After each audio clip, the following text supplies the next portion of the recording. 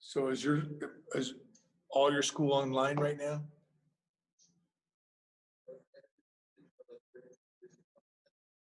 So you were doing hybrid, yeah.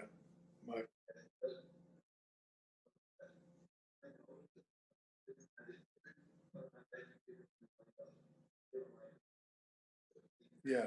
So you've been doing online personally, but everybody's going to be in that position here soon. Yeah. Yeah. Yeah. Yeah.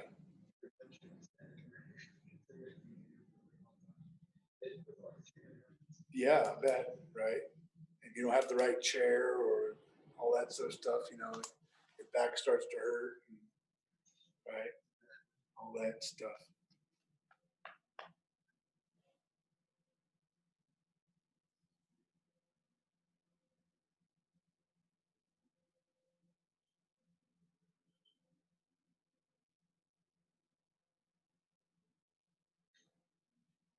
On your side, does it show that he's trying to get on? Sometimes it says did you have to allow me in when I was waiting?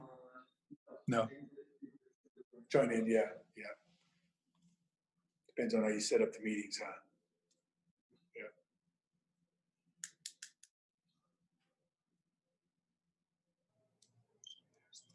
Can you hear me all right? Whoa, man. You're taking up all the screen. Let's readjust you. There we go. Well, thank you guys. I was just kind of like got mixed up with time, and I'm at work right now, so just kind of like scrambling time to make it. But Eduardo, thank you for having us. Appreciate it.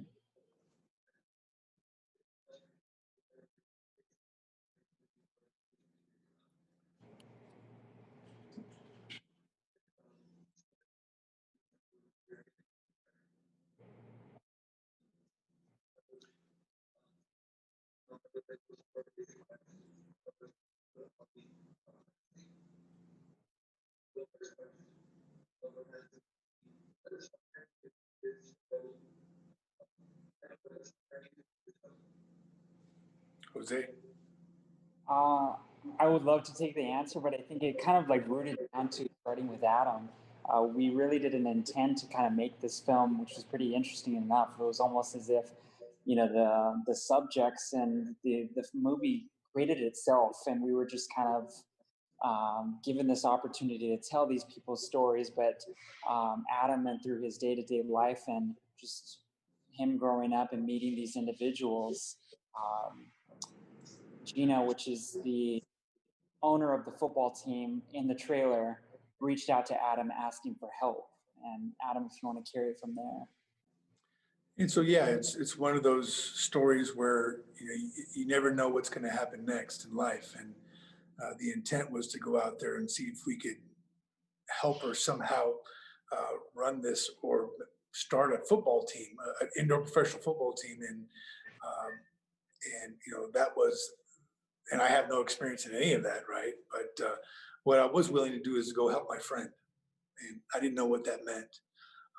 And then when I got there and we started figuring out what we had, and we were only like 60 days away from the start of the season, I started to hear a little bit more about Gina's story. Now, I've known Gina since we went to high school together, but it's been 30 some odd years since we've seen or spoken to each other, and she just reached out to me. So it was one of those moments where, an opportunity connects to the next opportunity, and you've got to be open to receiving the opportunity, but also making a decision on whether or not you want to participate. And so it's kind of started in that sense, and I came out to New Mexico, was living in California, and came out to New Mexico and sat down with her, and we started trying to figure this out. And along the line, just started learning a little more about Gina. I hadn't spoken to her in 34 years, and learning a little more about her story, and then learn more about other characters and people that were associated with the team. And I said, wow, this is more than just about football. This is more than just about people from all over the country coming here to play a game. This was really about some people that had gone through some really powerful experiences, had transformed their lives, and then now we're using the vehicle of this football team to really impact community. And I called up Jose and I said, Jose, man, you gotta help me on this thing, right? And we talked about it over a chicken sandwich, and we got kind of excited about it. And from that point forward, we just kind of made the decision to come out here and just start filming. We had no idea if we were gonna this turn into anything other than we were just gonna capture some footage and see what happened. And then from there, the story told itself. So it's kind of what happens sometimes. And I think Jose can certainly talk about this, but what happens in the documentary process. Yeah, I think to kind of go along with what Adam and just kind of sum it up, but um, with creativity, you try not to box films into what it's supposed to be. Allow yourself the opportunity to create something and be open and receptive to whatever the universe or God or whoever that may be just trying to speak to you. And being that this wasn't a football documentary, it wasn't a football commercial. We kind of were just like, hey, let's just start telling these stories and kind of seeing where it will take us, allowing this journey to be, essentially like we're jumping on a vehicle and seeing what we can create by just being open and receptive.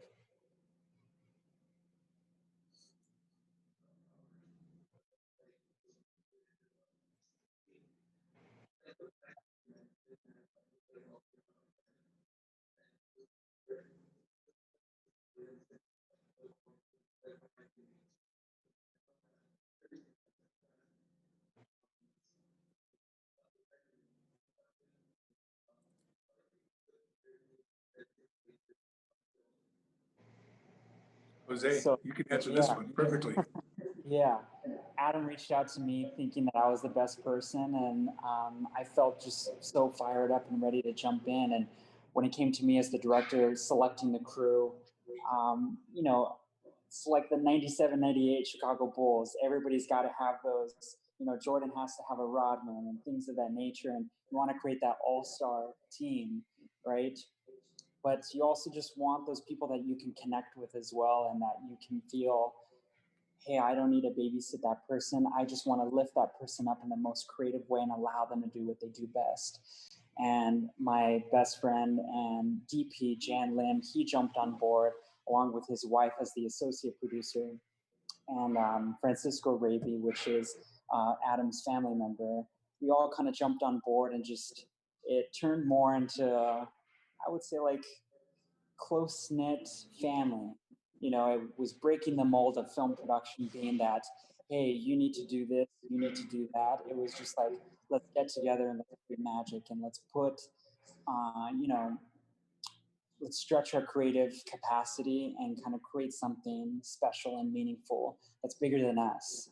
And I didn't realize how big it was until after the fact of creating this documentary.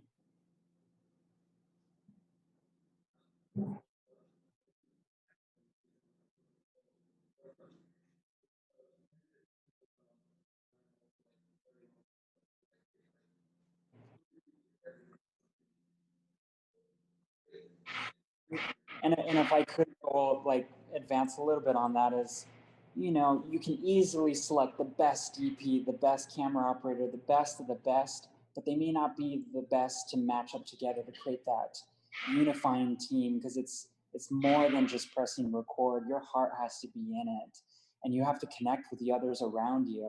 You got to mix and match to create a beautiful team, and we did so perfectly, like on and off the camera. And but besides us filming, we're able to just be together and be in that one space, and time stood still, and it was just nice to be with all the individuals that were a part of this film production. Yeah, I want to add just one thing to that, which was really powerful for me we would go into some of these interviews and we would do these interviews. Sometimes they would last 2-3 hours, whatever it was. And then we had to pack up real quick and rush off to another part of town to do another interview. And we would all kind of witness this experience of these people sharing their hearts and their story and their lives. And it was just really so unvarnished and so beautiful. We would get in the car, we would pack up the car, we'd all get in there together, we'd all just look at each other. And it was like, you could see each other's faces about how this changed our lives. Just the interviews itself. We hadn't even looked at any of the footage yet, but we were all experiencing it together. And I think that made the next, when we went to the next interview, we dropped even more of the walls that we had maybe had or didn't know we had, or we were just like, okay, let's see what's going to happen. And so it was this really beautiful experience. And certainly Jose was very curating this team that we put together. Although small, we were cohesive but really powerful because we allowed the story to be told by the people telling the story, and that was really powerful.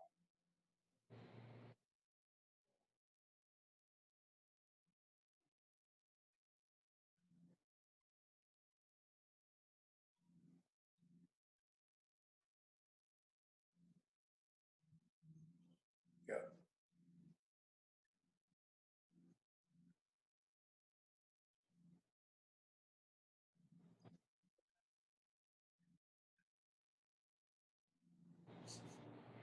You want to go first, Adam?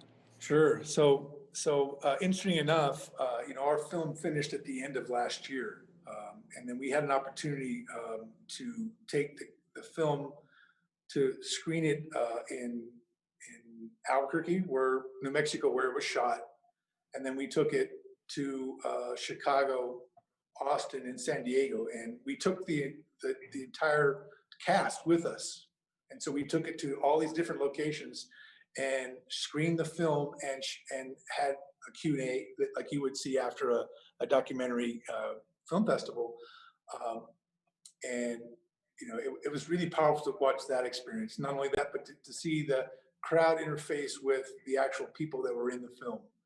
And then we got selected to our first film festival with the Santa Fe Film Festival, and we were lucky enough to not only get screened but also to win an award there as best story. And about a week after that, the project started gaining some steam in terms of direction and where it would go and what it would look like and the possibilities. And that's kind of that old formula that you would see in a typical film festival. This is how you get distribution. You get to a film festival, someone sees it, someone looks at it, and those things were starting to happen. And literally on March 11th, the country shut down. Everything stopped. People's focus changed to other things.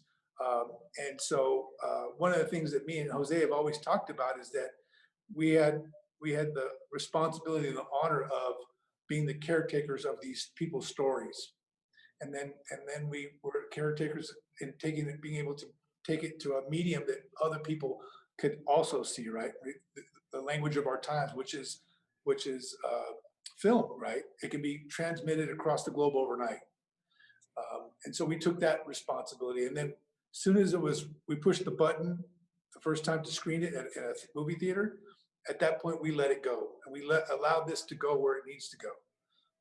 And interesting enough, until that time, it was really quiet for this film, just because of all the other stuff that's going on, until we got the email from you guys that we had been accepted to the Interfaith Film and Music Festival, which was, for us, more than just a film festival, but it was really about the message that was being shared in the story, which was that we all come from different walks of life. We all have different experiences. We all have something that we lean on in order to help us through those experiences. And that story told that story. And so it happened that the festival that reached out to us was the Interfaith, which really our story tells that, but we didn't try to make that part of the story. It just was part of the story. So.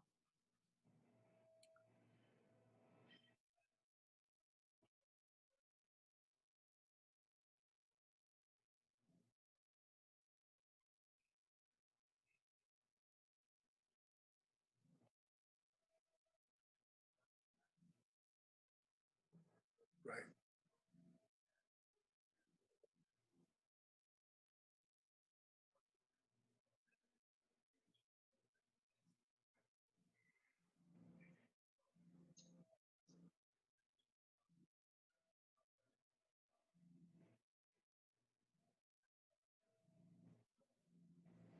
Adam?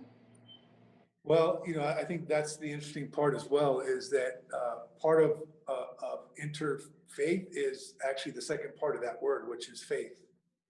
And there's so many. I think the old paradigm of how films reach distribution, how films go to market, how films, I think that was already starting to change. Certainly with streaming being a big player today in how people view films.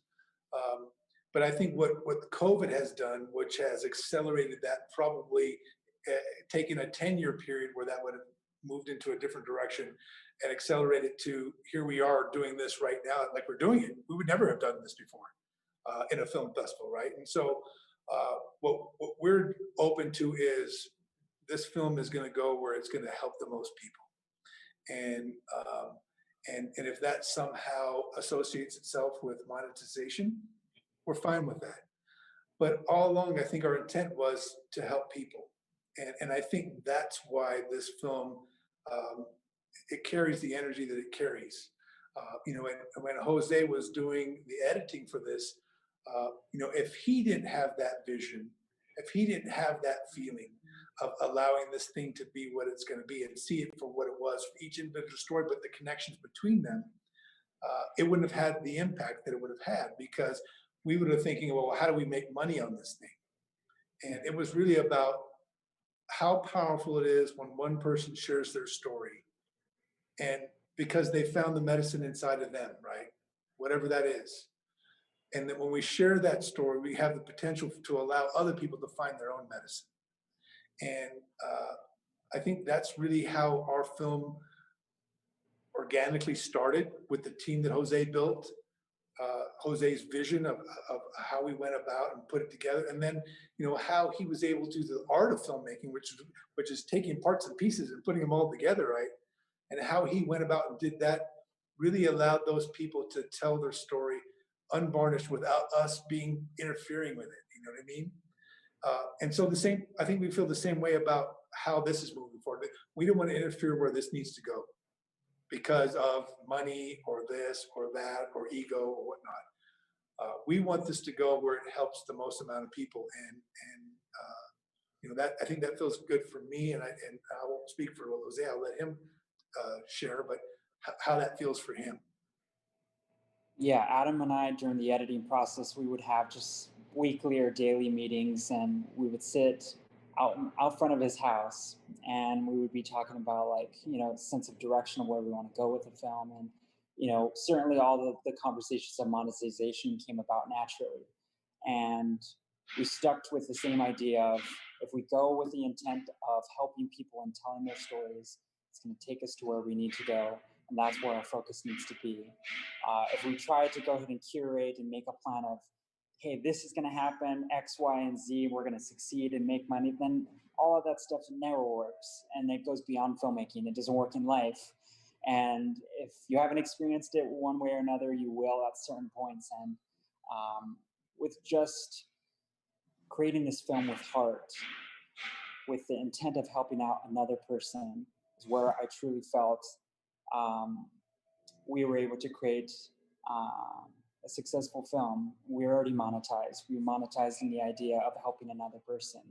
And Interfaith is just another extension of that, allowing us to just help another person and extend that reach far beyond than we ever could.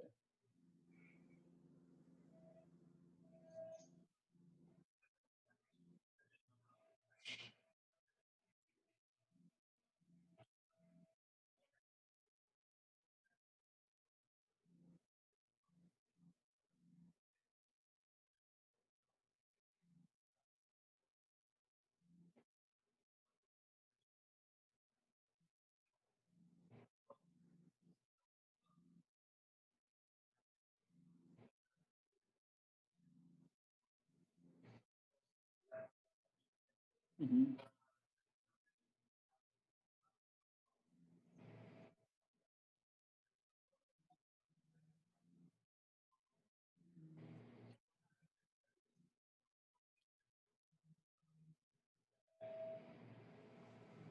I would say I can maybe answer that question, Adam. You can jump on it as well.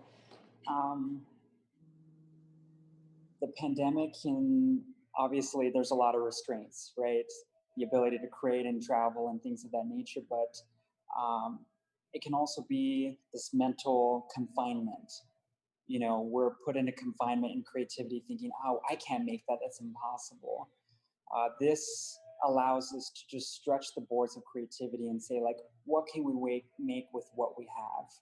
And this will allow us ultimately to be as creative as possible, even with the pandemic, thinking, you know, if I have a pen and a paper, sorry, let me like consolidate my thoughts on this before I kind of trail off. But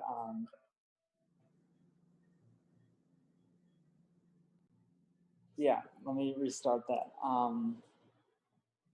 Certainly with a global pandemic, it's very difficult to create films nowadays. We can't travel.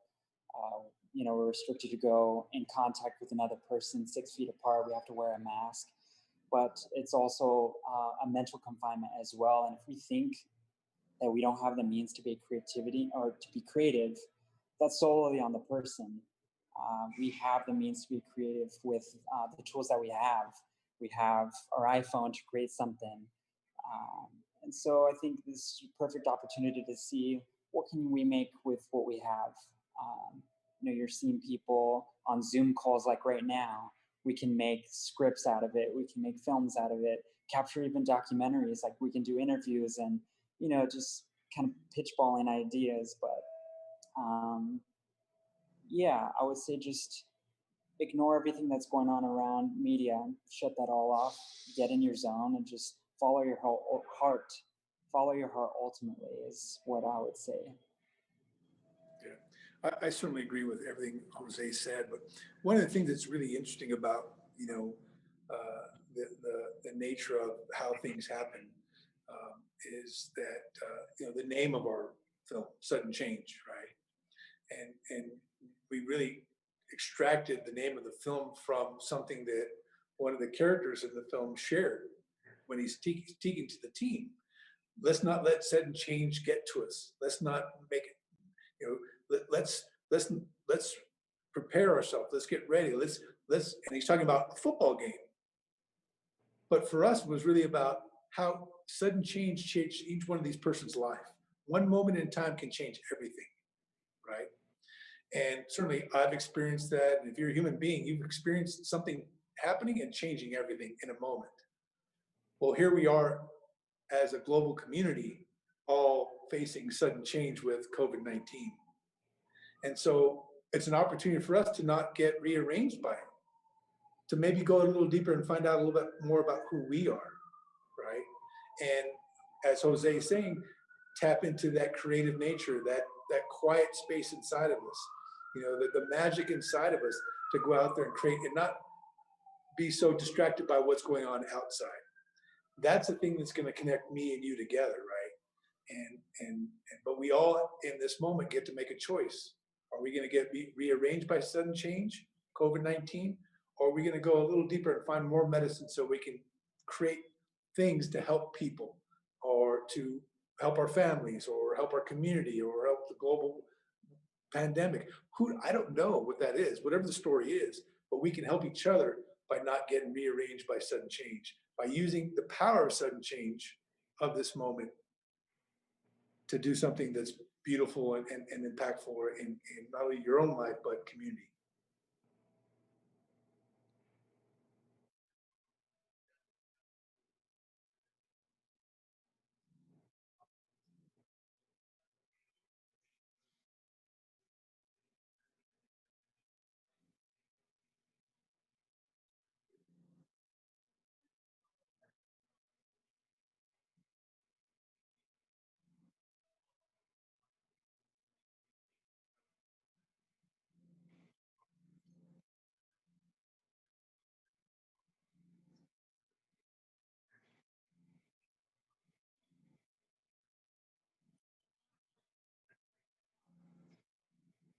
Beautiful.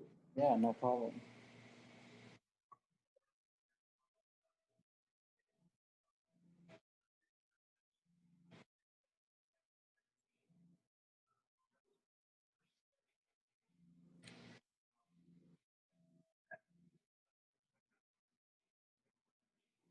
Jose? Nothing that I can think of. I think we kind of captured all the points. I think maybe just a message to Interfaith Festival. Just thank you guys just for the opportunity. It kind of just hit us out of left field. It was something that we weren't expecting. You make submissions to these festivals and you kind of go on to the next thing, and life just goes in like ×2 speed, and you just get caught up with life in general and everything that's happening outside. And just this moment in time, like I received the news, I heard the news that we got selected at the festival, and I was just like, wow, the film is still moving.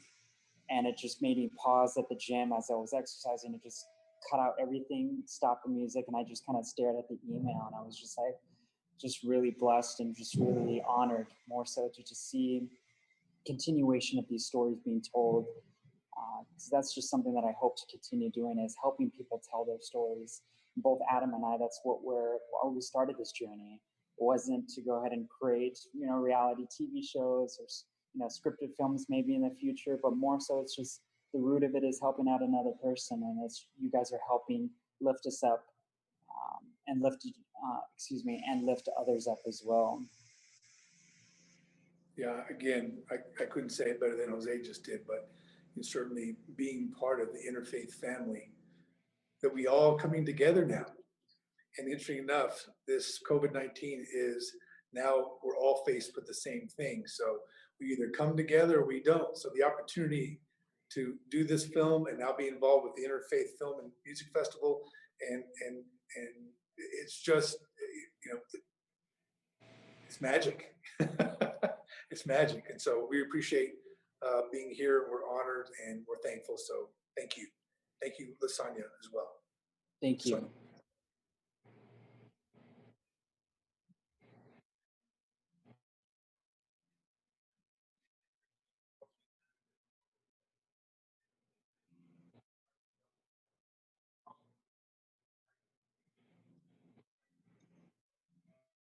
All right. Yeah, Thank good luck you. on your filming journey as well. Just something for a message just for you. It's just keep on filming, create passion projects, make mistakes, stretch creativity, and break the mold of what other people are doing.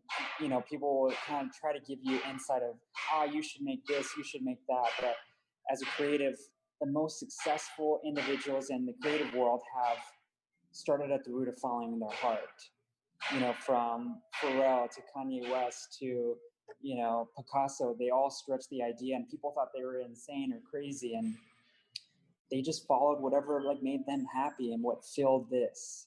And ultimately, that is the most important thing. This outside noise that you may hear, you can take it, you can be influenced by it, but when you truly dig down deeper, that's where the magic happens, and that's where true human growth happens, as well as like your own craft. So just something for you to carry, and just best of luck on your journey.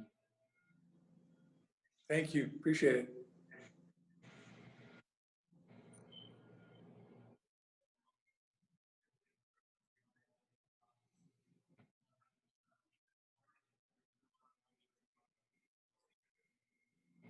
Know that you can always reach out to us. You got our emails.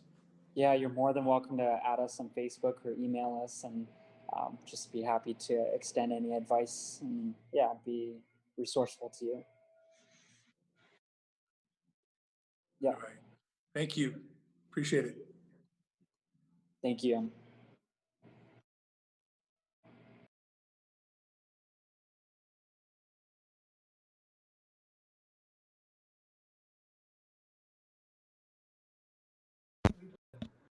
Oh, Eduardo. What a meeting. Welcome back, Eduardo. Mr. Flores, any questions after the interview? Yes, please. Do you have time for Can I get some an questions autograph? after the interview? First question, can you give Akash an autograph? Yes. He is a big fan.